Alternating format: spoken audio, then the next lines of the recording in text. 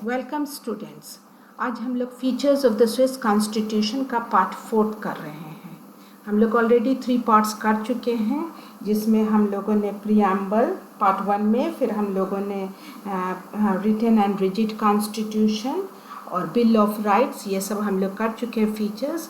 अगर आप लोगों ने नहीं देखा है तो डिस्क्रिप्शन में दिया हुआ है उसका लिंक्स, आप पहले वो देख लें, then come to here part 4 में, तब यहाँ से हम लोग आगे की तरफ प्रोसीड करेंगे। Now we come to part 4। Part 4 में देखिए अब हम लोग आ गए हैं डेमोक्रेटिक रिपब्लिकन कॉन्स्टिट्यूशन। अब ये प्रोसीड करने के पहले ये जान जाइए कि डेमोक्रेटिक क्या है, रिपब्लिकन क्या है, ये सब के बारे में जान जाइए, तभी आप फिर आगे बढ़ पाइएगा। तो डेमोक्रेटिक ऑलरेडी आप लोग पढ़े हुए होंगे डेमोक्रेसी के बारे में। डेमोक्रेटिक कहते हैं या डेमोक्रेसी कहते हैं where people elect their representatives, कि इलेक्शन के थ्रू अपने रिप्रेजेंटेटिव्स को चुनते हैं, तभी वो कंट्री डेमोक्रेटिक कंट्री होता है। तो यहाँ पर स्विट्ज़रलैंड में कैसा तरह का कंट्री है, कैसा कॉन्स्टिट्यूशन है, we people elect their representatives.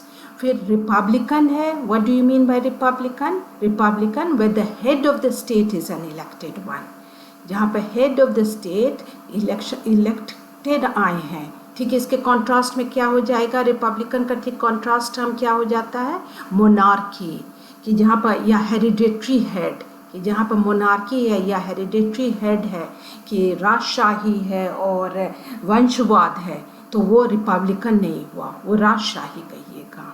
तो यहाँ पर हेड ऑफ द स्टेट भी इलेक्टेड हैं, पीपल इलेक्ट करते हैं अपने रिप्रेजेंटेटिव्स को, उस तरह का संविधान इनका बना हुआ है। तो वी प्रोसीड हियर कि it is headed by a 7 member plural executive. यहाँ पर जो एग्जीक्यूटिव है वो प्लूरल एग्जीक्यूटिव है और एक नहीं है, वो 7 मेंबर मिल करके बने हुए हैं। तो and they are elected one, they are elected by the people, so it's a republican constitution where the head of the state और ये सब इलेक्शन के थ्रू आ रहे हैं, कोई हेरिडिटरी हेड नहीं है, मोनार्की नहीं है यहाँ पर, they are all elected ones and they are elected by they are 7 member plural executive है, बहुल कार्यकारी है, इस तरह का इनका एग्जीक्यूटिव है। Then all political institutions are elected institutions. सभी राजनीतिक संस्थान निर्वाचित संस्थान है, जितने भी राजनीतिक संस्थान हैं वो सब निर्वाचित संस्थान हैं, वो सब इलेक्टेड हैं। कोई भी ऐसा नहीं है कि जो विदाउट इलेक्शन इंस्टीट्यूशन सेटअप हो गया, जितना भी पॉलिटिकल इंस्टीट्यूशंस है, they all are elected one. तो फिर डेमोक्रेसी है कि all are elected. Then the people elect their representatives. आपको पहले ही पता है कि डेमोक्रेसी में क्या होगा, जितने भी रिप्रेजेंटेटिव्स हैं they are to be elected by the people, कि वो पीपल उसको चुन करके लाते हैं। तो जनता अपने प्रतिनिधियों को चुनाव करती है, उनका चुनाव, प्रतिनिधियों का चुनाव कौन करती है, जनता कर रही है, तभी डेमोक्रेसी होगा। तो यहाँ उसी तरह है, जितने भी रिप्रेजेंटेटिव्स हैं they are elected by the people. Then people participate in the law making. And how do people participate in the law making? Through the devices of referendum and initiative. यहाँ पर ये different है than rest of the country. हमारे यहाँ people do not participate in law making. ये कहीं भी नहीं आप पाते हैं कि people participate करते हैं in every day in the law making process. वो बस अपने प्रतिनिधि को चुन देते हैं और फिर प्रतिनिधि वो लॉ बनाने वाले हो जाते हैं, दे become the makers of law. मगर यहाँ स्विट्ज़रलैंड में people participate in the law making through the devices of referendum and initiative. जनता के से जनमत संग्रह और उपक्रम के उपकरणों के माध्यम से कानून बनाते हैं। जनता बना रही है कानून, और वो किस माध्यम से बना रही है, उसको कहते हैं जनमत संग्रह और उपक्रम। ये जो रेफरेंडम और इनिशिएटिव का हिंदी टर्म्स है, जनमत संग्रह और उपक्रम के उपकरणों से के माध्यम से वो कानून बनाती है। इसको हम लोग और डिटेल में लेटर एग्जामिन करेंगे, अभी बस इतना जान जाइए, जब डायरेक्ट डेमोक्रेसी पर हम लोग और डिटेल में इसमें जानेंगे। तो people participating even in the law making. Then next there is republicanism in the cantons. Cantons में भी कैसा है, constitution कैसा है? The constitution provides for republicanism in the cantons. Cantons में भी संविधान क्या बताता है कि cantons में भी गणतंत्रवाद का प्रावधान करता है कि हर कैंटन में भी गणतंत्रवाद, वो जो आपको रिपब्लिकन बताए थे कि कैंटन्स में भी जो हेड हैं those are to be the elected ones, वो इलेक्टेड होंगे। वो कोई ये नहीं कि चला आ रहा है वंशवाद कि उनके बाद उन्हीं के परिवार में चला आ रहा है जो मोनार्की है, ऐसा नहीं रहेगा। सब इलेक्टेड हेड्स रहेंगे, इलेक्शन के थ्रू जीत कर आएंगे। तो इसी तरह कॉन्स्टिट्यूशन प्रोवाइड करता है कि in the cantons also there has to be republicanism, कि republic type of government should be set up even in the cantons. Now, Article 51 describes every canton shall adopt a democratic constitution. कि ये article 51 provide करता है कि प्रत्येक Canton में एक लोकतांत्रिक संविधान को अपनाएगा, कि प्रत्येक कैंटन भी एक लोकतांत्रिक संविधान को अपनाएगा। ये आर्टिकल 51 कहता है कि सब जगह डेमोक्रेटिक गवर्नमेंट, नॉट ओनली कि केंद्र में but even at the cantons, at every level there has to be a democratic setup, कि सब जगह डेमोक्रेटिक सेटअप है। तो इस तरह आप क्या पाते हैं वहाँ पर स्विट्ज़रलैंड में कि there is a democratic republican constitution, कि डेमोक्रेसी पर है महत्व दिया गया है और साथ साथ रिपब्लिकनिज्म पर भी, कि रिपब्लिकन कॉन्स्टिट्यूशन है। नाउ वी प्रोसीड फर्दर कि देखिए अब आगे डायरेक्ट डेमोक्रेसी। स्विट्ज़रलैंड में क्या है? There is direct democracy. Direct democracy meaning people are participating in the functioning of the government, कि गवर्नमेंट में in the functioning, in the law making process, in the amendment of the constitution, people are directly participating in that. तो दो तरह का democracy होता है, एक direct democracy और दूसरा इनडायरेक्ट डेमोक्रेसी। इनडायरेक्ट डेमोक्रेसी में आप बस अपना प्रतिनिधि चुन देते हैं, you elect an representative and then the representative they formulate the laws, वो लॉ बनाते हैं, आप नहीं लॉ बना रहे हैं, जो आप सब जगह पाते हैं। इंडिया में भी क्या है? Indirect democracy. मेरा डेमोक्रेसी है, हम चुन रहे हैं प्रतिनिधि, रिप्रेजेंटेटिव्स चुन रहे हैं, फिर वो रिप्रेजेंटेटिव्स लॉ बना रहे हैं, वो रिप्रेजेंटेटिव्स संविधान में संशोधन ला रहे हैं, meaning they are the ones who are making laws, they become the law makers, they even amend the constitution where people are not directly involve in those process. मगर डायरेक्ट डेमोक्रेसी में people are involve directly in the law making process, in the amendment of the constitution, people are doing. तो इस तरह का direct democracy आज कहाँ पाते हैं? बस एक ही एग्जाम्पल है और उसका हम आज पाते हैं कि स्विट्ज़रलैंड में भी है। तो स्विट्ज़रलैंड में डायरेक्ट डेमोक्रेसी, अभी डायरेक्ट डेमोक्रेसी के बहुत सारे टूल्स हैं। There are referendum and initiative, ये दो स्विट्ज़रलैंड में अपनाया गया है, और भी है recall, plebiscite, all these are different tools of direct democracy. मगर यहाँ पर बस दो ही है यहाँ स्विट्ज़रलैंड में, those two being referendum and initiative, जिसको आप कहते हैं जनमत संग्रह और उपक्रम। ये डायरेक्ट डेमोक्रेसी का हिंदी हो गया प्रत्यक्ष लोकतंत्र। प्रत्यक्ष लोकतंत्र, दो तरह के लोकतंत्र का है एग्जाम्पल, एक प्रत्यक्ष और दूसरा अप्रत्यक्ष। मगर यहाँ पर स्विट्ज़रलैंड में क्या है? प्रत्यक्ष लोकतंत्र है। और वो कौन से डिवाइसेस हैं उनके पास? तो referendum and initiative, these two devices आते हैं। Now we'll examine what do these two mean. What does referendum mean and what does initiative mean? So referendum, under the system of referendum, the people have the right to approve or disapprove the laws or constitutional amendment which are passed by the legislature.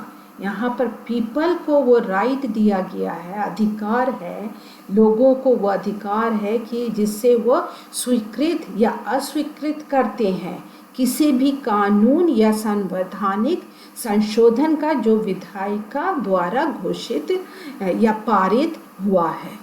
जो भी विधायिका बना दिया कानून या संशोधन ला दिया, अब वो कहाँ जाएगा? वो फिर अब लोग के पास जनता के पास वो अधिकार दिया गया है कि अब वो फाइनली उसको या तो एक्सेप्ट करे, अप्रूव करे या डिसअप्रूव करे, स्वीकृत करे या अस्वीकृत करे। इसके लिए बहुत आसानी है कि इसको समझने के लिए कि आप रेफरेंडम टर्म को देखिए।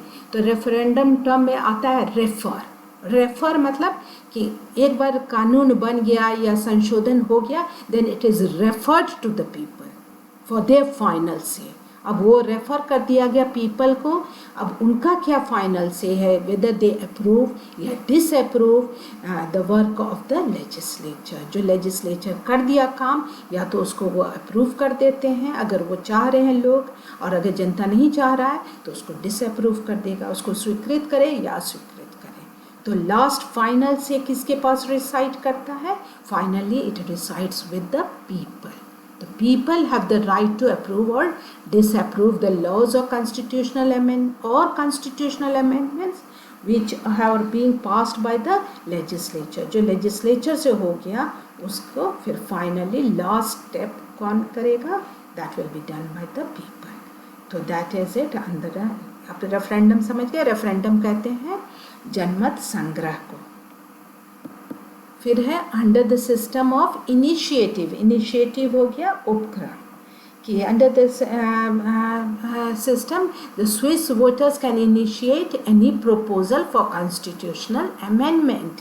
How many Swiss voters? तो वो भी प्रेस्क्राइब्ड है कि 1 lakh Swiss voters can initiate any proposal for constitutional amendment which gets incorporated in the constitution when the majority of the Swiss voters as well as of cantons approve it in a referendum।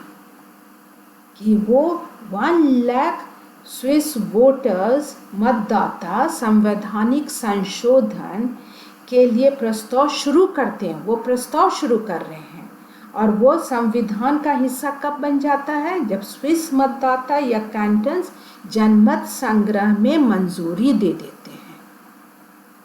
अब इसको जानने के लिए क्या है, आप यहाँ पर फिर उसको इंग्लिश टर्म देखिए, इनिशिएटिव। इनिशिएटिव कब कहते हैं कि कौन इनिशिएटिव ले रहा है, कहाँ से ये बात आ रहा है? तो इनिशिएटिव यहाँ पर कौन ले रहे हैं? पीपल ले रहे हैं, लेजिस्लेचर नहीं ले रहा है। इनिशिएटिव ही आ रहा है पीपल के थ्रू, कि पीपल इनिशिएटिव ले रहे हैं। और वो कितने पीपल, कितने स्विस वोटर्स? 1 लाख। अगर वो इनिशिएटिव लिए कि उनको अमेंडमेंट चाहिए, संशोधन चाहिए, तो वो साइन कर देंगे 1 लाख वोटर्स कि उनको कोई भी provision of the constitution they want an amendment to it. तब फिर वो काम शुरू हो जाएगा अमेंडमेंट का। अब वो लेजिस्लेचर उसका ड्राफ्ट तैयार करके उसका फिर फाइनली वो किसको कर देगा? फिर लेजिस्लेचर करके वहीं तक नहीं रहेगा, फिर it will be referred to the people for their final say, that becomes referendum.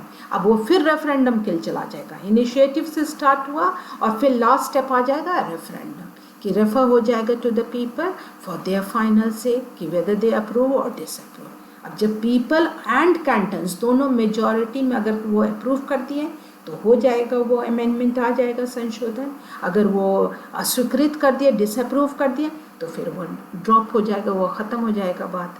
तो इस तरह से उनके पास पीपल इन्वॉल्व हैं in the process of law making, in the process of constitutional amendment, through which devices? Through the devices of referendum and initiative, कि जनमत संग्रह और उपक्रम के द्वारा वो पार्टिसिपेट कर रहे हैं किसमें? इन द लॉ मेकिंग, कानून बनाने में या संशोधन लाने में, संविधान का संशोधन लाने में।